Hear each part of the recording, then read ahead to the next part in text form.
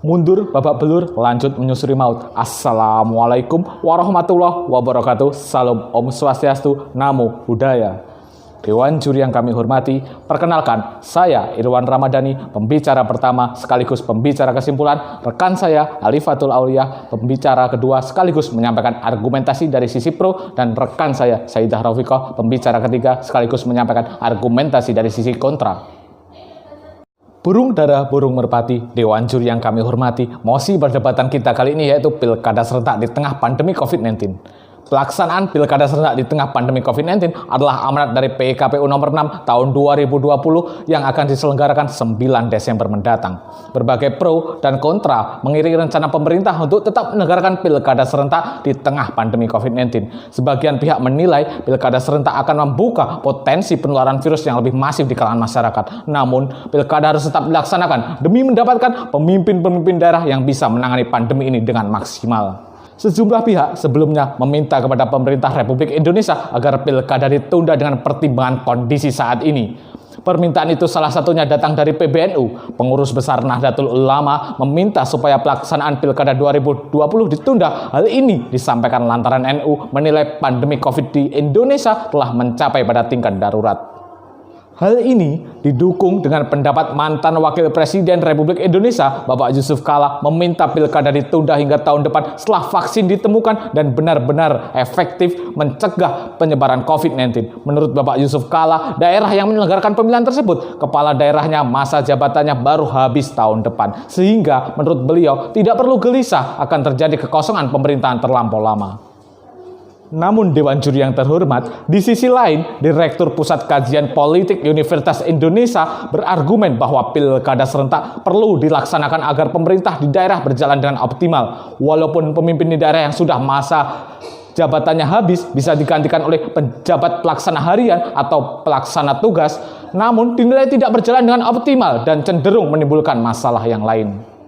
Berdasarkan keterangan resmi Kementerian Dalam Negeri, pilkada menjadi momentum memilih pemimpin daerah yang bisa mengatasi krisis akibat pandemi di bidang sosial dan ekonomi. Menteri Dalam Negeri Tito Karnavian menyatakan kontribusi dan komitmen dari semua pihak mulai dari pemerintah, penyelenggara, pasangan calon, hingga masyarakat harus mentaati protokol kesehatan sehingga pelaksanaan pilkada serentak tanggal 9 Desember mendatang bisa terlaksana dengan baik dan aman karena juga ada sanksi yang tegas bagi masyarakat maupun penyelenggara pilkada yang tidak memenuhi protokol kesehatan. Atas latar dasar tersebutlah Dewan Juri yang kami hormati, mosi perdebatan kali ini layak untuk diperdebatkan.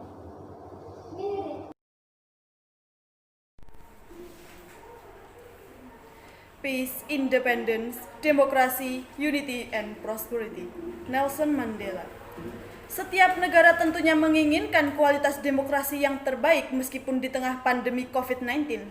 Salah satu perwujudan demokrasi di Indonesia adalah dengan dilaksanakannya pilkada. Pilkada merupakan salah satu wujud pelaksanaan dari reformasi tahun 1998 yang menginginkan ketatanegaraan menjadi lebih demokratis. Adanya pandemi COVID-19 di Indonesia tentunya jangan sampai menjadi alasan ditundanya pelaksanaan pilkada serentak 2020. Dewan juri yang saya hormati, serta rekan berpikir saya dari tim kontra, tentunya dalam pelaksanaan pilkada serentak 2020 tidak bisa ditunda untuk kesekian kalinya apabila kita melihat dari berbagai aspek, mulai dari aspek politik hukum, aspek yuridis, maupun aspek sosiologis. Berdasarkan aspek politik hukum, seperti menganut pada teori J.J. Rosyu menyatakan bahwa apabila kita ingin mencapai suatu negara yang sejahtera, maka jalan utamanya adalah melalui demokrasi. Hal ini sejalan dengan yang dikatakan oleh Menko Polhukam Mahfud MD mengatakan bahwa Presiden Joko Widodo tetap melaksanakan pilkada serentak 2020 semata-mata dengan tujuan untuk mengangkat hak konstitusi rakyat untuk memilih dan dipilih. Interupsi. Hal ini, baik silahkan. Apakah rekan kami dari tim pro bisa menjamin tidak timbulnya klaster baru penyebaran virus COVID-19 mengingat kepatuhan protokol kesehatan masyarakat akan patuhnya protokol kesehatan masih tergolong rendah? Baik, terima Terima kasih. kasih. Dewan Juri yang saya hormati, seperti yang kita ketahui, pelaksanaan Pilkada serentak 2020 telah sesuai dengan Undang-Undang Nomor 6 Tahun 2020, juga telah sesuai dengan amanat Perpu Nomor 2 Tahun 2020, di mana pelaksanaan Pilkada serentak ini juga diatur dalam PKPU Nomor 13 Tahun 2020 yang sesuai dengan peraturan dari protokol kesehatan, sehingga tidak akan menimbulkan klaster terbaru di masyarakat. Kembali kepada argumentasi saya, kemudian jika kita mengetahui Indonesia merupakan negara yang menganut sistem demokrasi, sehingga pelaksanaan pemilihan umum tentunya sudah menjadi keharusan yang diatur dalam Undang-Undang Dasar 1945, tepatnya pada pasal 22E ayat 1 sampai 6. Interupsi. Baik, silahkan. Lalu faktor-faktor apa saja yang melatar belakangi rekan saya dari tim Pro tetap ingin melaksanakan pilkada di tengah pandemi COVID-19 saat ini? Baik, terima kasih. Sepertinya rekan saya dari tim kontra tidak memahami mosi yang kita bahas pada saat ini. Seperti yang kita ketahui, pelaksanaan Pilkada serentak 2020 telah dilandasi dengan landasan-landasan yuridis yang nantinya akan saya sebutkan, sehingga hal ini tidak akan menimbulkan klaster terbaru di masyarakat tentang penularan virus COVID-19.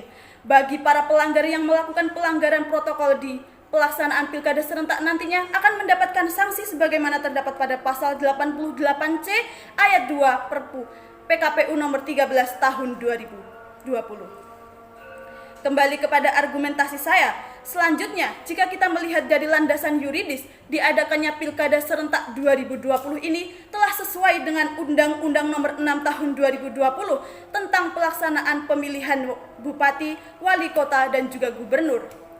Hal ini sejalan dengan yang disampaikan oleh PKPU nomor 13 tahun 2020 yang di dalamnya telah dijelaskan bagaimana pelaksanaan Pilkada serentak 2020 mulai dari pelaksanaan kampanye yang dilakukan secara daring hingga pelaksanaan pencoblosan yang dilakukan sesuai dengan amanat PKPU nomor 13 tahun 2020 yaitu sesuai dengan protokol kesehatan.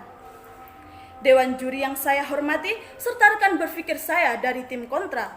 Kemudian, apabila kita melihat dari segi sosiologis, sebagaimana yang telah disampaikan oleh juru bicara gugus tugas penanganan virus COVID-19 di Indonesia, beliau mengatakan bahwa sesungguhnya presentase kesembuhan dari virus COVID-19 di Indonesia setiap harinya telah mencapai 77,3% atau secara 4.777 orang setiap harinya. Hal ini menunjukkan bahwa penanganan virus COVID-19 di Indonesia sudah benar-benar baik oleh pemerintah. Sudahlah sangat tegas, jelas, lugas dan mantap kita tetap berdiri terhadap posisi yang setuju terhadap pelaksanaan Pilkada serentak 2020 dan mengajak rekan kami yang tetap tidak setuju dengan Pilkada ini untuk memandang mosi kali ini dari kacamata pro.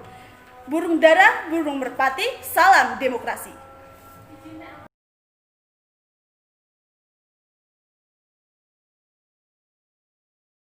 Harta sejati adalah kesehatan, bukan emas dan bukan perak. Mahatma Gandhi. Asas solus populi suprema lex esto menyatakan keselamatan rakyat merupakan hukum tertinggi. Berdasarkan asas tersebut, maka saya berada pada posisi yang kontra terhadap mosi perdebatan kali ini. Saya memiliki 3 landasan penting, landasan politik hukum, landasan yuridis, dan landasan sosiologis. Apabila dikaji dari landasan politik hukum, maka berdasarkan teori negara, rakyat menempati posisi kedua setelah wilayah.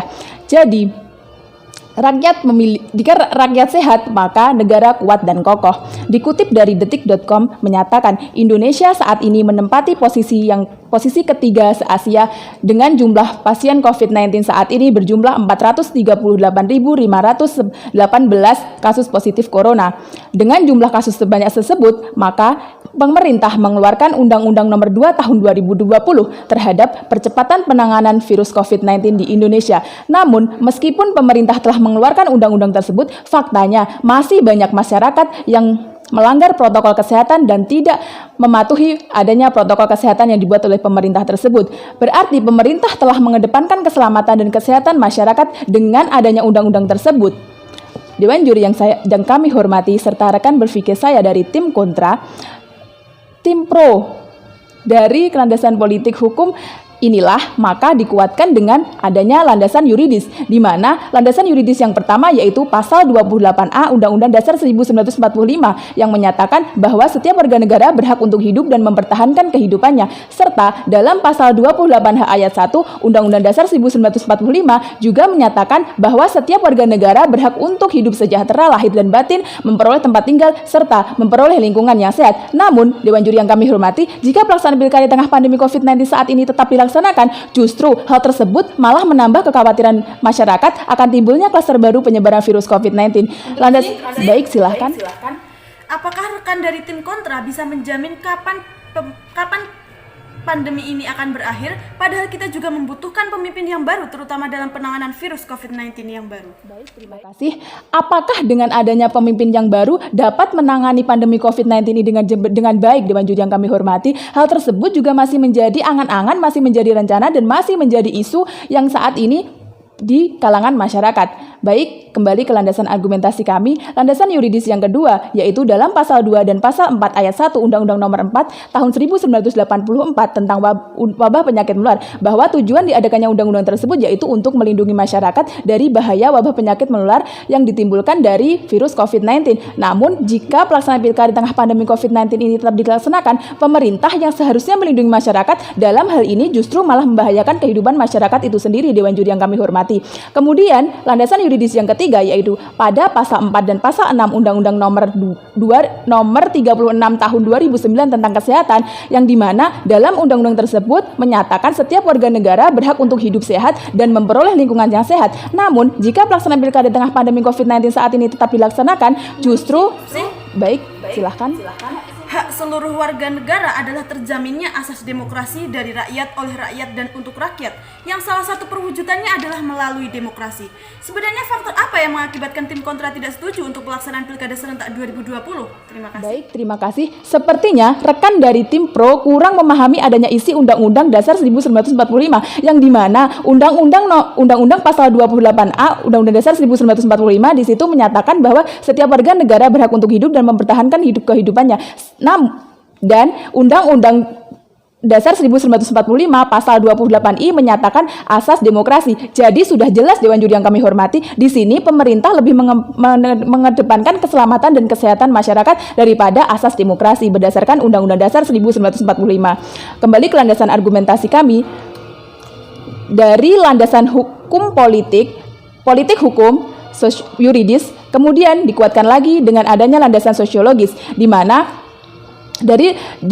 berdasarkan beberapa penelitian dari pakar penelitian mengatakan hasil penelitian tersebut mengatakan pelaksanaan pilkada di tengah pandemi COVID-19 saat ini meragukan jika nantinya tidak ada penyebaran virus COVID-19 saat ini, Dewan Juri yang kami hormati, karena belum ada yang bisa menjamin apakah masyarakat akan mematuhi protokol kesehatan atau bahkan malah tidak mematuhi protokol kesehatan itu sendiri.